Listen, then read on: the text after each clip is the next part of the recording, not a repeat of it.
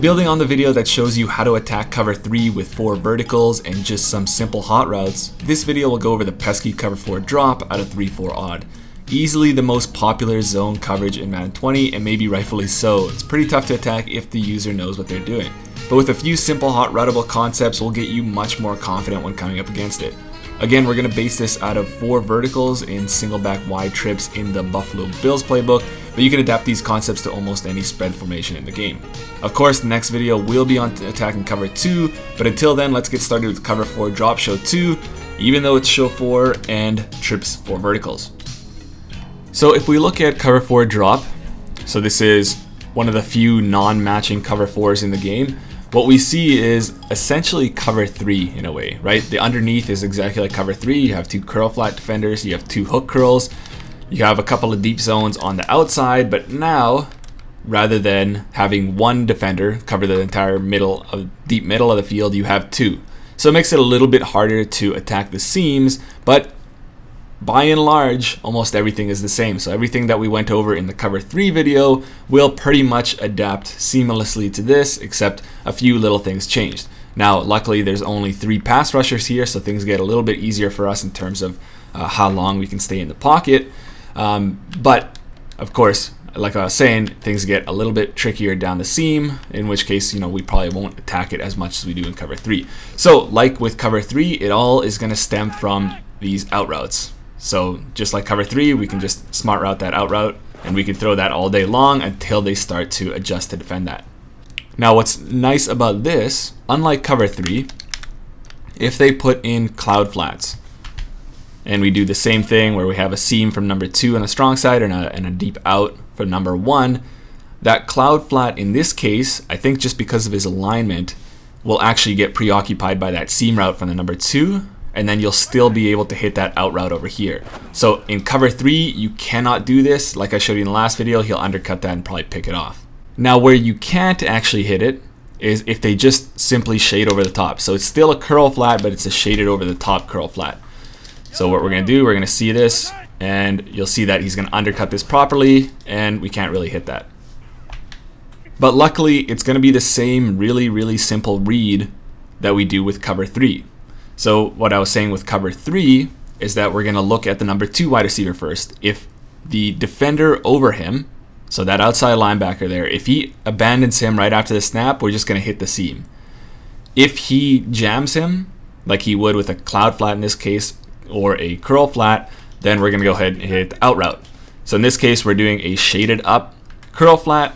So we're going to see that we're just going to quick throw the seam route, possession catch that, and get our easy 10 yards that way.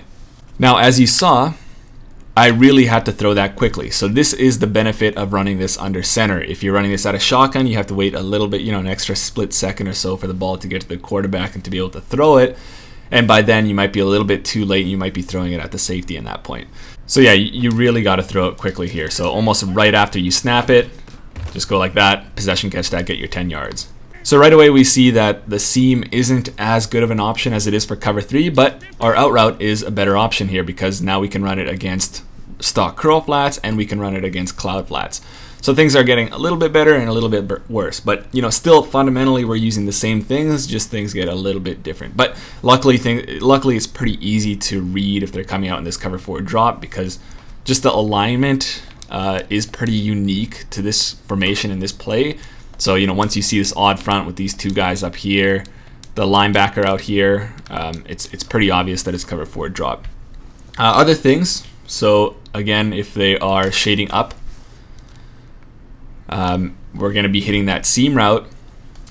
But if they are press coverage, which a lot of these, really aggressive guys do, this safety will come here 5 yards from the line of scrimmage, and unfortunately, it really is unfortunate that we can't hit him with play action or a 3rd level RPO or something like that because there's absolutely no reason anybody should be able to play the safeties at 5 yards from the line of scrimmage and be able to attack the run aggressively and still go back and cover the deep ball.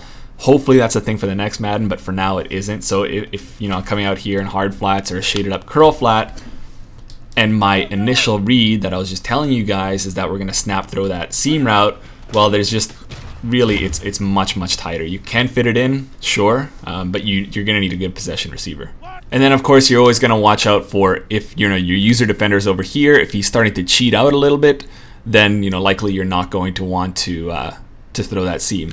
Again, you do have that same option over here. So say if they're shading up, you do have the option to hit this crosser over here. So just like this, we'd be reading 2 to 1 to 3. So if the seam defender abandons, we're going to hit that seam. But if things get muddy with a pressed safety, or the user shooting out there, we will always have this option with the crosser over here. We can just throw that right here and get 30 yards pretty easily. So that's the seam out crosser combination. That's going to be our main driving concept against this stuff. But of course we do want to have some change ups, right? So the one that I showed against cover 3 is converting the strong side number 2 and 1 to a flat and a dig. So that'll just give us a little bit of a different option, just to keep things kind of guessing. If they start to man up guys and start to over adjust for that main combination, we can give them something a little bit differently. And then we'll keep that crosser over here. I understand this isn't a hot route, but it's in every 4 verticals play, so we're going to use it. And then we'll get into the weak side in a little bit right here. But this is going to be nice against these stock curl flats. I mean, it's going to be nice against anything. I'd say it works a little bit better against cover 4 drop than it does against cover 3. So what you'll see is that against a stock, curl flatted cover 4 drop, this flat will get really open right here, like really open, and so you should be able to get 10 yards that way. But against anything else, so hard flats, cloud flats, shaded up curl flats, that outside linebacker will drift outside, and you'll have this nice pocket for the dig here for 15 yards.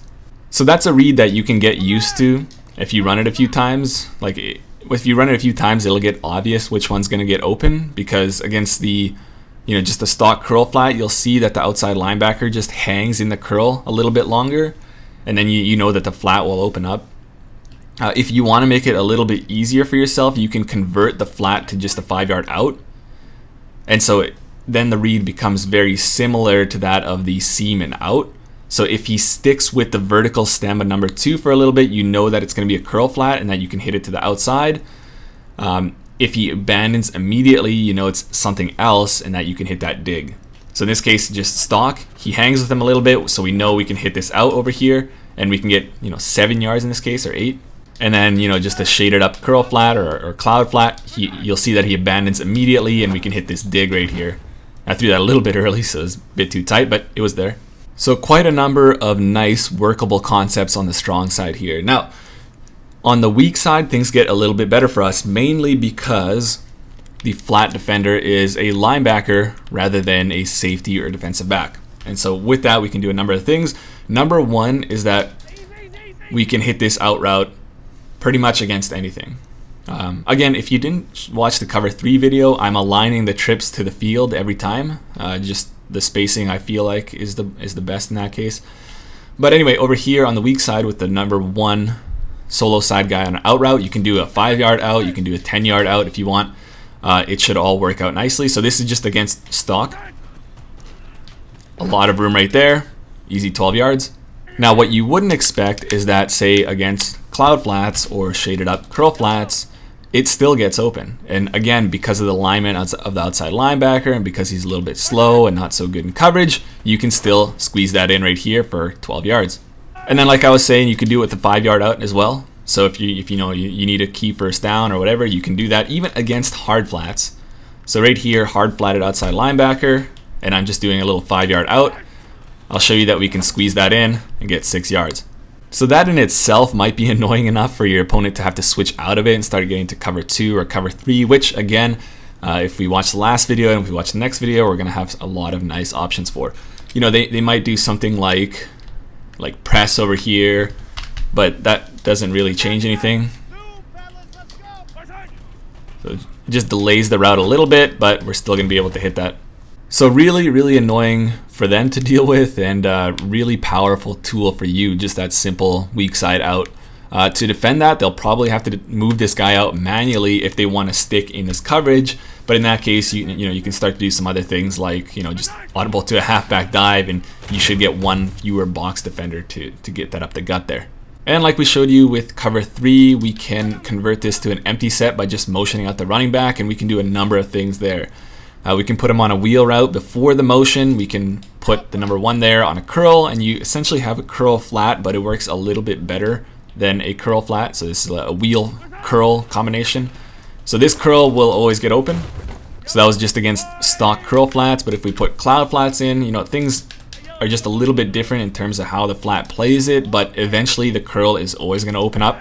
So you just got to, you know, stick with it a little bit longer, let him clear.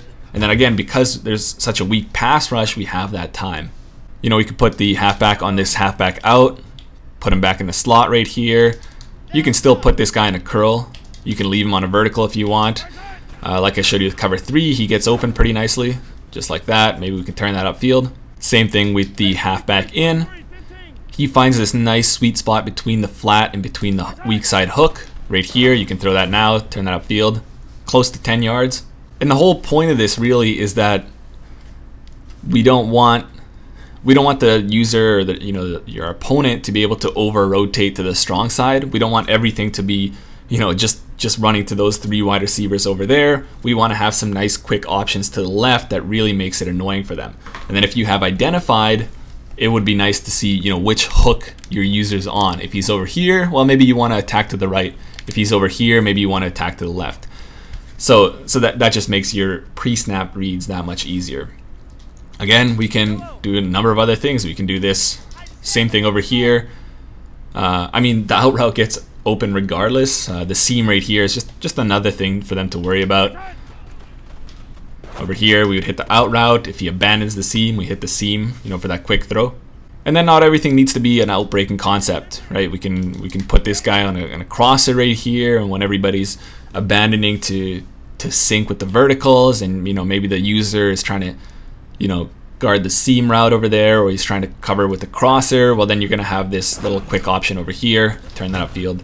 A lot of fun options that you can do that are going to get you really consistent yards. So I think that's really all you need in terms of how you can run 4 verticals against this. Now, you know, in terms of hitting shots, you know, it is a safe coverage, so the things I showed here likely won't, you know, break for a big touchdown or so. But you know, if you're coming up in 4 verticals out of trips, especially in this formation, you're always going to have one of these play action shot plays where you have the post from the 1 over here. And especially if they're, you know, even if they leave it stock like this, or if they're, you know, bringing these safeties down, you should be able to hit them over the top of that post. I mean, this play right here, you can just leave it stock, run the play action. You just got to wait a little bit, but the pass rush isn't really there. But yeah, you just hit them over the top there. Really easy, consistent 1-play score. If they're doing things like baseline, trying to muddy up your reads, I mean, in this case, I would probably just hit the out route over here, but you can, of course, do the zone alert weak bubble over here, get that to your playmaker in space. You got Tyreek Hill over here, maybe you can make a guy miss, get a big play that way. And then I don't know if the playbook that or the formation that you're going to be using has it, but if you have a halfback draw like this formation does, that's going to be really good, because this is a really good aggressive run defense with, you know, these guys in the box, these guys in the fit, these guys in the fit, these guys in the fit, these guys, everybody but the corners are going to be coming out aggressively. If you can hit them with the halfback draw, they're going to sink back like it's a pass, and then you're going to have a lot more success in the run game against that. Okay, so cover 4 drop show 2 doesn't need to be as tricky as it needs to be. Just need to make it simple with some very simple fundamental concepts that you can use in almost any formation. Everybody's got them. Everybody's got access to these hot routes. I think this formation might be, you know, one of the best to do it from. But again, it's only in the Bills and Bucks playbook. But you know, you can find some similar things anywhere you look.